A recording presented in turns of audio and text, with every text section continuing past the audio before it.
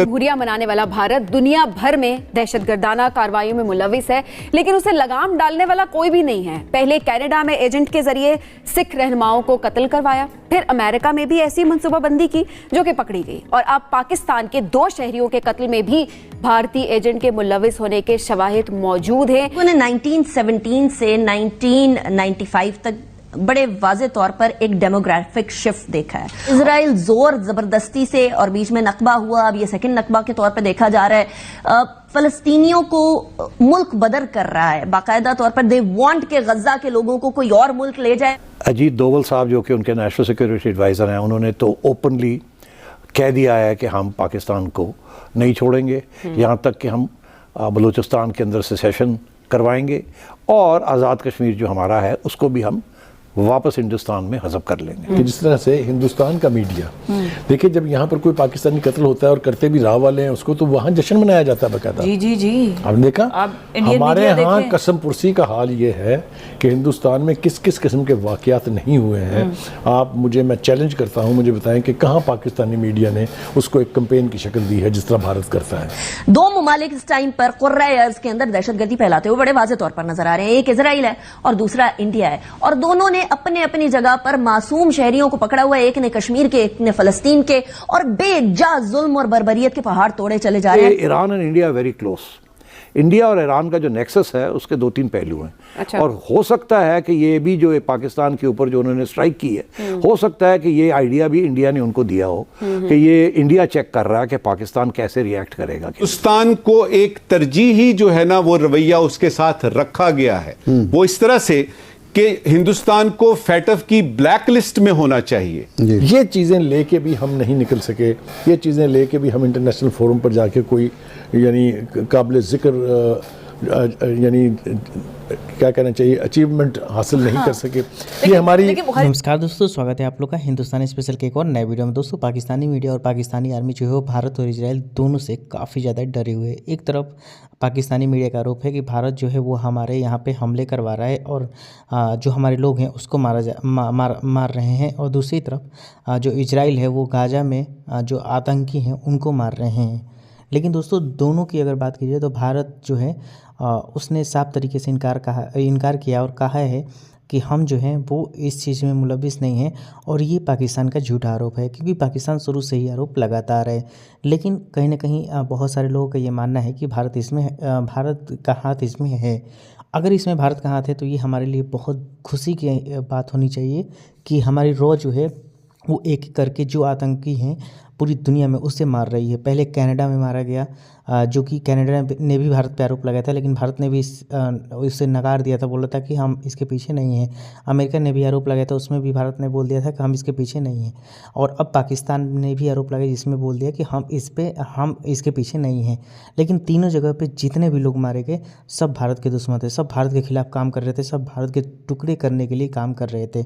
तो दोस्तों, कहीं ना कहीं भारत की जो रॉ है उससे पाकिस्तानी मीडिया डरी हुई है, और पाकिस्तान की जो आर्मी है उसको पता ही नहीं चल रहा है कि रॉ अगली चाल क्या चलेगी, जिसको एक बार फिर से हमको पता नहीं चलेगा, और रॉ जो है वो यहाँ पे करके चला जाएगा। दूसरी तरफ इजराइल जो गाजा में रह रहे जो आम लोग नहीं बल्कि जो वहाँ पे आतंकी हैं जो कि इजराइल को ख़त्म करना चाहते हैं उनको मार रहा है, तो उसमें भी पाकिस्तान को दिक्कत है कि पाकिस्तान की जो इजराइल है वो गाजा में क्यों अटैक कर रहा है। तो चलिए वीडियो में चलते हैं, देखते हैं कि पाकिस्तानी मीडिया का इन दोनों के ऊपर क्या रिएक्शन। देखिए, अब डेवलपमेंट्स यहाँ क्या हो रही हैं। सबसे पहले अजीत डोवल साहब जो कि उनके नेशनल सिक्योरिटी एडवाइज़र हैं, उन्होंने तो ओपनली कह दिया है कि हम पाकिस्तान को नहीं छोड़ेंगे, यहाँ तक कि हम बलूचिस्तान के अंदर सेसेशन करवाएंगे और आज़ाद कश्मीर जो हमारा है उसको भी हम वापस हिंदुस्तान में हज़ब कर लेंगे। ये उनका ओपन स्टेटमेंट है। और अभी भी नरेंद्र मोदी साहब भी इसी किस्म की बातें कर रहे हैं कि अब ये तो हमने कर लिया 370 को ख़त्म करके, और अपना कश्मीर उसको तो फेडरल गवर्नमेंट के अंदर आ गया, उसका स्पेशल स्टेटस ख़त्म हो गया, और अब अगला स्टेप ये है कि आज़ाद कश्मीर, जिसको पाकिस्तान आज़ाद कश्मीर कहता है, वो भी हमारा हिस्सा होगा। तो एक तरफ तो ये खुलेआम उनकी ये एक फ़लसफ़ा स्ट्रेटेजिक डिफेंस, जिसे वो कहते हैं ऑफेंसिव डिफेंस, इसको ये चल रहा है। अच्छा। दूसरी तरफ आपने देखा कि हिंदुस्तान, नरेंद्र मोदी हमेशा जबकि इलेक्शंस के करीब आते हैं तो वहाँ पाकिस्तान का कार्ड खेला जाता है। पाकिस्तान के अंदर इलेक्शंस में इंडिया कार्ड नहीं खेला जाता। इंडिया के इलेक्शंस के अंदर जब से नरेंद्र मोदी साहब आए हैं हमेशा वो पाकिस्तान कार्ड खेलते हैं। पिछली दफ़ा वो स्ट्रेटेजिक स्ट्राइक्स की बात हुई and so on, surgical strikes and so on.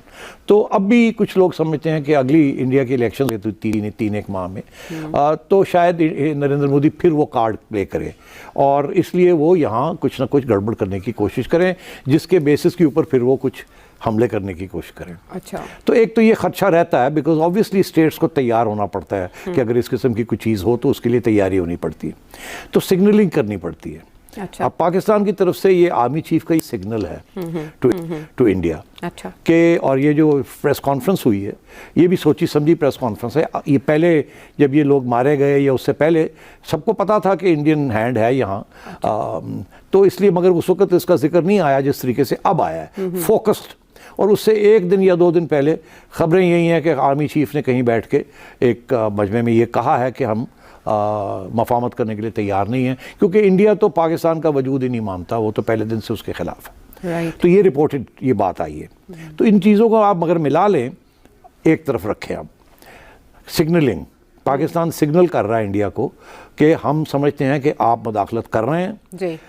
अगला सिग्नल क्या है कि हम नहीं आपके साथ मफामत करेंगे अगर यही रास्ता रहा। मगर तीसरा सिग्नल क्या है? तीसरा सिग्नल है ईरान के साथ जो कुछ हुआ है। देखिए ईरान ने ये जो 3 स्ट्राइक्स की हैं, एक सीरिया में, एक इराक में और एक पाकिस्तान में, ये सोची समझी एक चाल थी उनकी तरफ से। अच्छा, मगर सीरिया में और इराक में तो पहले भी उनकी मदाखलत रही है और वहाँ से कोई रिएक्शन नहीं आता बिकॉज वहाँ कोई ऐसे घुसपैठिए हैं जो कि इराक को डिस्टेबलाइज कर रहे हैं और अमेरिका के कहने के ऊपर वो कर रहे हैं। ईरान का जो नैरेटिव है, बयानिया है, वो ये है कि अमेरिका जो है इजराइल के साथ मिलकर ईरान को डिस्टेबलाइज करना चाहता है बिकॉज ईरान एक वाहिद मुल्क है जो कि इजराइल के खिलाफ खड़ा है और ओपनली कह रहा है और हिजबुल्लाह को सपोर्ट कर रहा है एंड हुथीज़ को सपोर्ट कर रहा है। सो मैं ये समझता हूँ कि ईरान ने फैसला किया कि ये वक्त आ गया है कि एक सिग्नल उनको भी देना है। अच्छा, उन्होंने क्या सिग्नल दिया? उन्होंने वहाँ 2 स्ट्राइक्स कर दी। अब पाकिस्तान के अंदर स्ट्राइक करने का क्या फ़ायदा था? अच्छा, उसका भी मैं आपको बता दूँ, ईरान के अंदर भी इलेक्शन होने जा रहे हैं मार्च में। अच्छा, ईरान के अंदर लेजिस्लेटिव पार्लियामेंट्री इलेक्शंस होने जा रहे हैं। ईरान भी इस वक्त दिखाना चाहता है अपनी आवाम को वो नेशनलिस्ट फर्वर जो होता है ना, अग्रेशन का, कि हम भी हैं, ऐसी कोई बात नहीं है कि हम नहीं आगे घुटने टेक देंगे। तो ईरान अपनी आवाम को भी अपनी हार्ड लाइन दिखाना चाह रहा है। अब उसमें उन्होंने ये सोचा कि ये 2 तो हम करते रहते हैं, ज़रा इधर पाकिस्तान के साथ भी हो जाए। पाकिस्तान ब्रदरली नेशन है और हम तो हमेशा यही कहेंगे कि जी हमने पाकिस्तान को अटैक नहीं किया, वहाँ तो वो घुसपैठिए हैं जो कि backed by Israel and America जो हमें डिस्टेबलाइज करने की कोशिश कर रहे हैं, हमने तो उनके खिलाफ एक्शन लिया। तो ये सोच के उन्होंने इस कंबाइंड स्ट्रेटजी की है। अच्छा। इसके पीछे जो हमारा शक है, हमारा शक ये है कि Iran and India very close. India और ईरान का जो नेक्सस है उसके 2-3 पहलू हैं। अच्छा। और हो सकता है कि ये भी जो पाकिस्तान के ऊपर जो उन्होंने स्ट्राइक की है, हो सकता है कि ये आइडिया भी इंडिया ने उनको दिया हो कि ये इंडिया चेक कर रहा है कि पाकिस्तान कैसे रिएक्ट करेगा कि नहीं, और ईरान से करवा के देखा जाए कि पाकिस्तान क्या करता है कि नहीं। इसीलिए although it's a brotherly country, हमने बिल्कुल स्विफ्ट रिटेलिएशन की है और वहीं रोक दी है।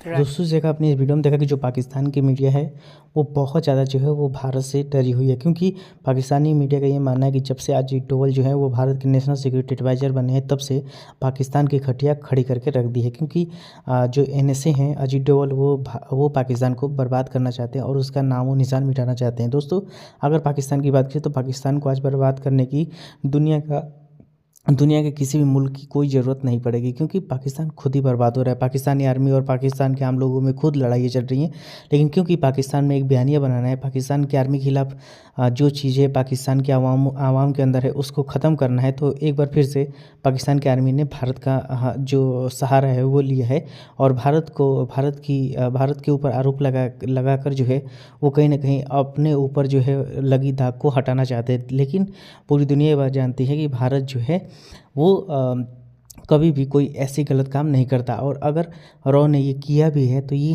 भारतीयों के लिए गर्व की बात होगी। लेकिन हमारी गवर्नमेंट ने तो इसे नकार दिया है, सिरे से खारिज कर दिया और कहा है कि हम इसके पीछे नहीं हैं और पाकिस्तान ने ये झूठा आरोप लगाया है। लेकिन अगर ये सही है तो फिर रॉ के लोगों की कामयाबी हमें देखनी चाहिए, क्योंकि जहाँ पे भी जिस देशों ने भारत के ऊपर आरोप लगाए वो सारे जो लोग मारे गए हैं उसमें आतंकवादी थे। तो कहीं ना कहीं पाकिस्तानी मीडिया इस बात से डरा हुआ है और ख़ास करके पाकिस्तान के जो आतंकी हैं वो भी बहुत ज़्यादा डरे हुए हैं कि अगला नंबर कहीं उनका ना हो जाए, क्योंकि पाकिस्तानी आर्मी जो आपको पता है कि वहाँ पे आतंकियों को सुरक्षा प्रदान करती है। तो दोनों लोगों को काफ़ी ज़्यादा डर है, क्योंकि एक तरफ जहाँ पाकिस्तानी आर्मी के ऊपर से जो एक रिस्पेक्ट है वो भी ख़त्म हो रही है कि हमें हमारी जो इज्जत है वो नहीं बचा सकते कि रॉ का एक एजेंट आके हमें मार के चला जा रहा है। तो चलिए, तो दोस्तों बस आज की वीडियो में इतना ही। थिंक आप लोगों को वीडियो अच्छा लगा होगा। वीडियो अच्छा लगे तो वीडियो को लाइक, हमारे चैनल हिंदुस्तानी स्पेशल को सब्सक्राइब कर लें।